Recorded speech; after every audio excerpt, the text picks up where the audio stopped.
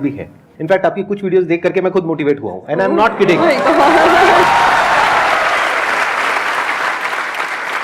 तो मैं पर्सनली आप सबको रिकमेंड करूंगा कि एक बार आप जा करके देखिए इनकी जो मोटिवेशनल वीडियोस है, और आप सबको बहुत कुछ सीखने को मिलेगा और बहुत अच्छा लगेगा। Thank you so much. और आपसे इंस्पायर होकर शायद हमने चैनल खोला है, तो मुझे तो लग रहा है मुझे मिल गया उसका अवार्ड कि आप उसको देखते हैं और सुनते हैं। थैंक यू सो मच, बहुत बड़ी बात है ये। यूट्यूब पे या इंटरनेट पे देखना एक अलग होता है, और जब आप फिजिकली वो चीज़ को फील कर सकते हैं, एक्चुअली एक ऑरा होता है, एक वाइब होता है, वो आपको फेस टू फेस ही मिल सकता है। तो आप सब बहुत लकी है, आज मैं भी लकी हूँ कि मुझे वो ऑरा, वो वाइब महसूस करने को मिल रहा है जो हम यूट्यूब पे ऑल टाइम देखते रहते हैं। और आज तो आप डबल लकी हैं क्योंकि मेरे साथ साथ आपको इनको भी सुनने का मौका मिल रहा है।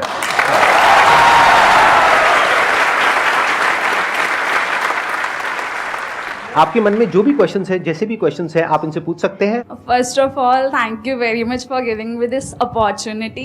I want to ask you कि like आपने ये क्यों चूज किया कि you want to go into spirituality, कि मुझे इस चीज़ में ही जाना है? टू बी वेरी ऑनेस्ट, मैंने चूज़ नहीं किया था, इस स्थान ने मुझे चूज़ किया था, क्योंकि मैंने शुरुआत 6 साल की उम्र से की थी।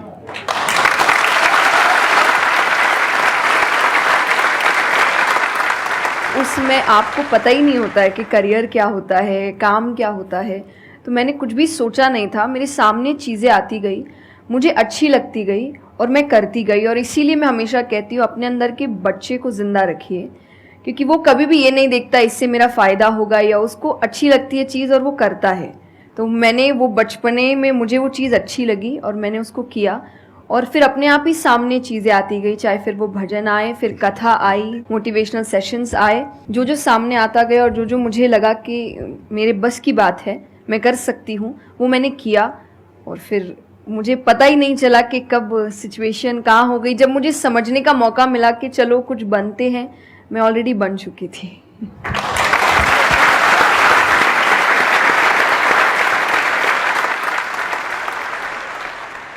मेरा क्वेश्चन कंसंट्रेशन पावर को लेके है, या दूसरी तरह से बोल सकते हैं अवेयरनेस को लेके। जैसे किसी भी काम पे जो ध्यान लगाने की कैपेबिलिटी होती है वो डिफर करती है पर्सन टू पर्सन। मुझे पूछना था क्या कोई इसका बायोलॉजिकल बेसिस भी है, या सिर्फ प्रैक्टिस पे डिपेंड करता है कि किसी की प्रैक्टिस थोड़ी कम है और किसी की ज़्यादा? कई ऐसे एक्सरसाइजेज है जो आपको हेल्प करती है कंसंट्रेशन के लिए। तो जो मैं एक्सरसाइज फॉलो करती हूँ वो लिसनिंग प्रैक्टिस है, कि मैं सोने से पहले या सुबह उठ के कुछ देर 5 मिनट्स 10 मिनट्स मैं बिल्कुल शांत माहौल में और मैं साउंड सुनने की कोशिश करती हूँ। और ऐसा माना जाता है कि जिस दिन आपको 5 से ज़्यादा साउंड सुनने लग जाए, और 5 का मतलब हुआ कि ऐसा नहीं कि आपके घर में टीवी और मिक्सी और सब चल रहा है तो आप कहे कि अरे भाई 5 साउंड सुनाई दे दिए, नहीं। जब शांति हो तो वो एक बहुत अच्छी प्रैक्टिस है जो आपके दिमाग को हेल्प करती है किसी एक चीज़ पर ध्यान लगाने के लिए। तो आप ऐसे कंसंट्रेशन पावर के एक्सरसाइजेज होती कर सकते हैं, और जो मैं करती हूँ मैंने आपको बताया, मैं रोज़ करती हूँ। अभी तक मैं 3 से आगे बढ़ी नहीं हूँ, लेकिन आई होप जल्दी 5 आवाज़ों से ज़्यादा सुनाई देने लग जाए।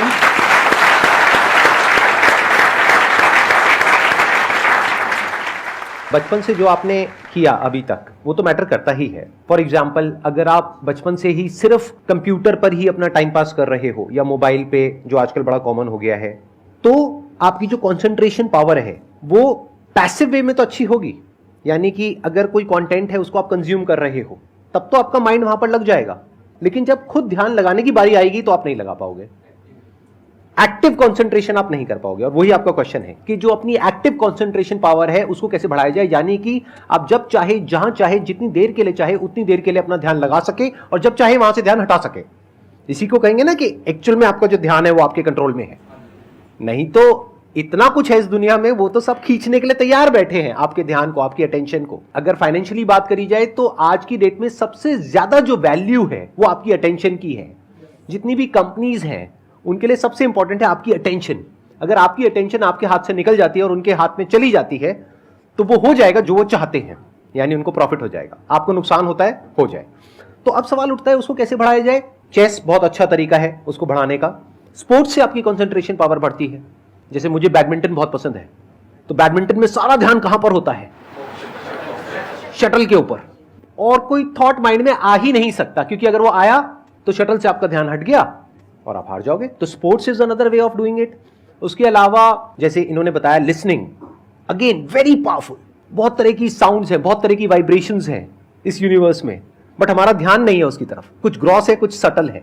तो जैसे जैसे हम सटल जाते हैं तो ऐसी बहुत सारी वाइब्रेशंस हमारी पकड़ में आती है जो नॉर्मली लोगों की पकड़ में नहीं आ पाती है। क्यों? क्योंकि उनका ध्यान दो जगह पे होता है, या तो इस दुनिया में जो कुछ हो रहा है वहां पे होता है, या फिर अंदर जो थॉट चल रहे होते हैं वहां पे होता है। इसके अलावा और कहीं नहीं होता है।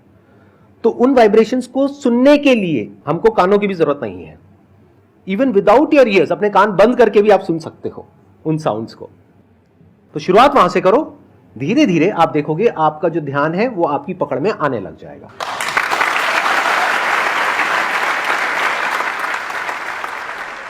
मेरा क्वेश्चन आपसे मतलब दोनों से ही है, वो ये कि हम लोग मतलब आज की सोशल मीडिया वाला ज़माना है तो हम लोग बहुत डिस्ट्रैक्टेड रहते हैं, और जब भी स्पिरिचुअलिटी की बात होती है फैमिली में, फ्रेंड्स में, तो सभी ये कहते हैं कि स्पिरिचुअल अभी होने की ज़रूरत नहीं है, करियर पे ध्यान दो, अभी कौन सा टाइम है, बाद में देख लेना। और हम लोगों के घरों में भी हम देखते हैं।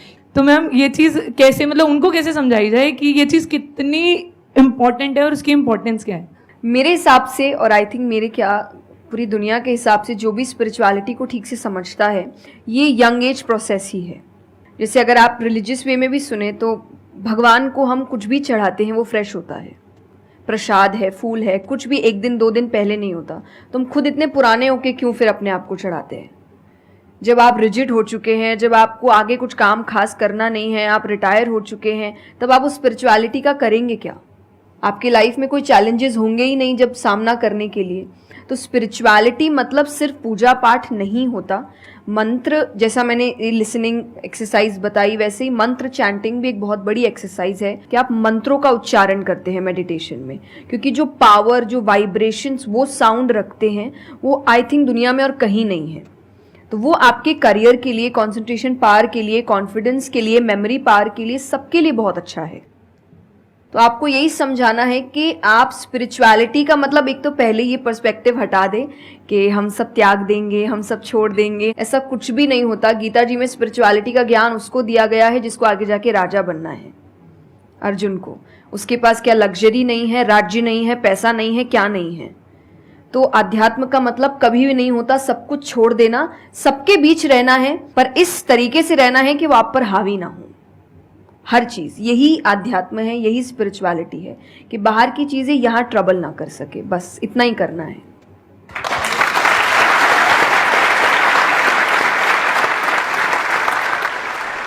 अर्जुन कह रहा है कि क्या मैं सब कुछ छोड़ छाड़ के चला जाऊं? और भगवान कृष्ण उसको क्या बोल रहे हैं कि अभी जो तुम्हें करना है उस पर ध्यान दो।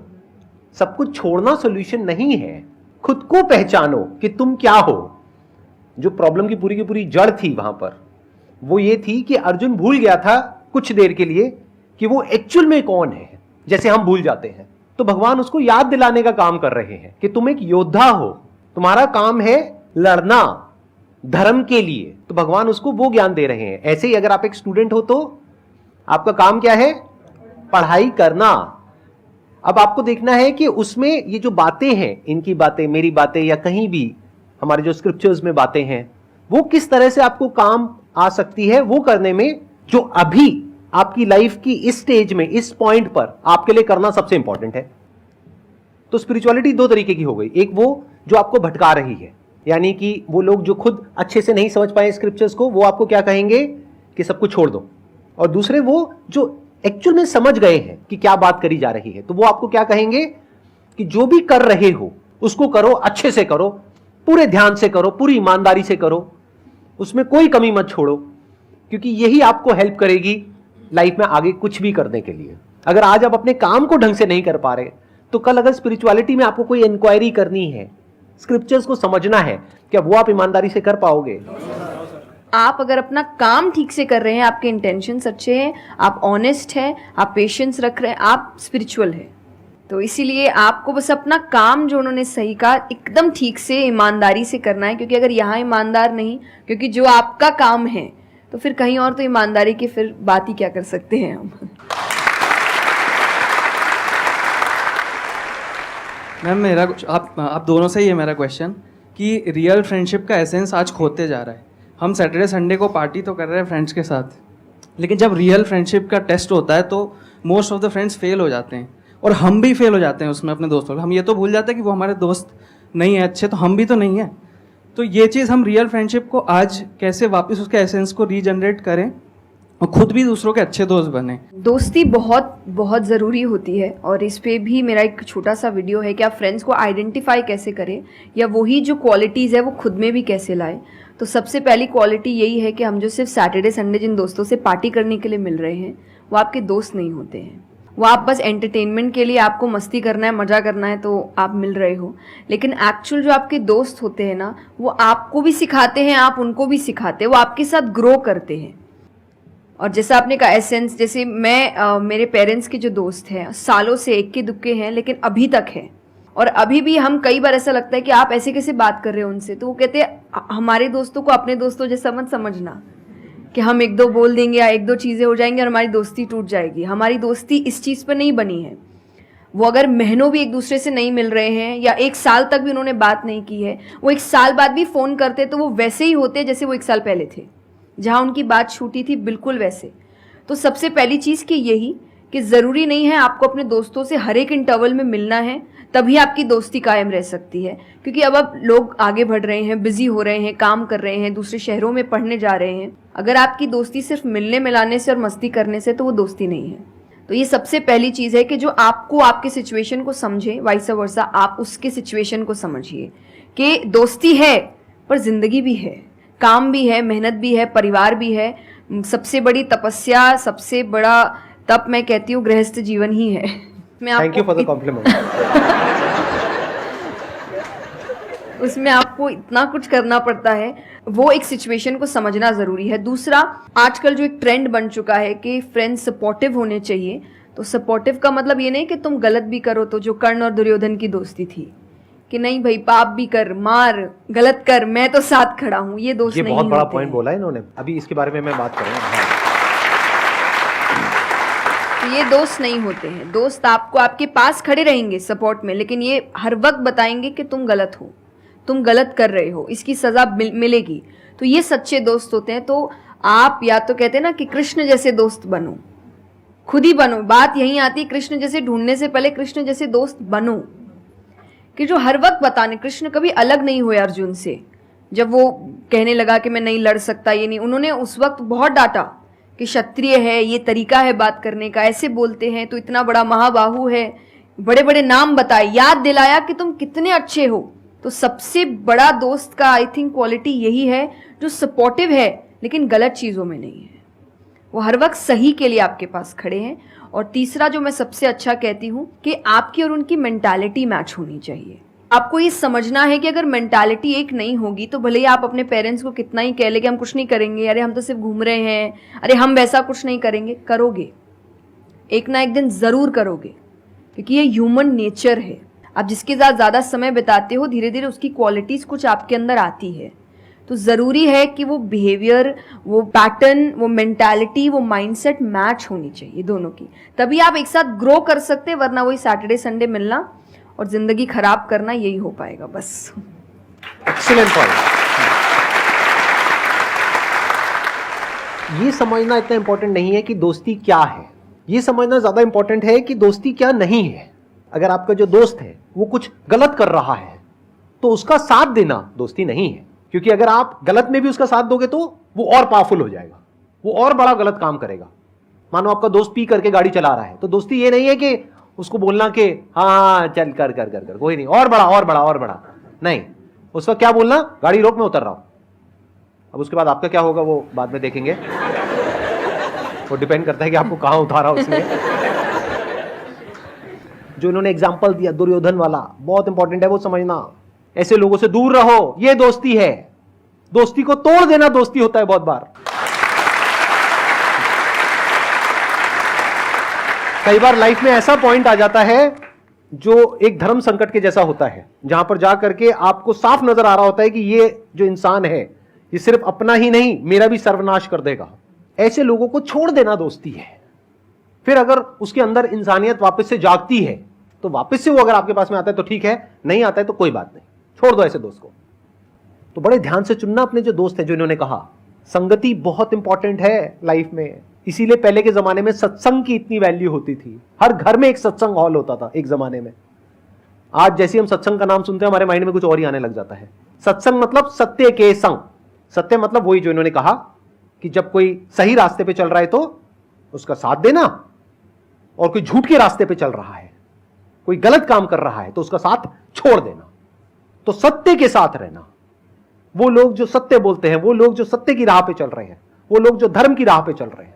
ये वर्ड सुनने में आपको थोड़े से पुराने लगेंगे, लेकिन अगर इसकी डेप्थ को आप समझोगे तो अंदर से आप समझ पाओगे कि मैं क्या बोल रहा हूं, किस लेवल से बोल रहा हूं। Hello sir, hello ma'am.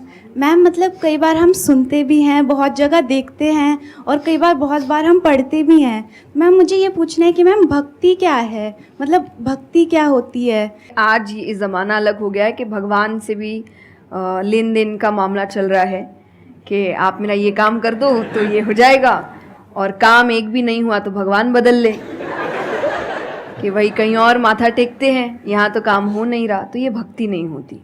तो एक तो जो परसेप्शन भक्ति का बन गया है कि भजन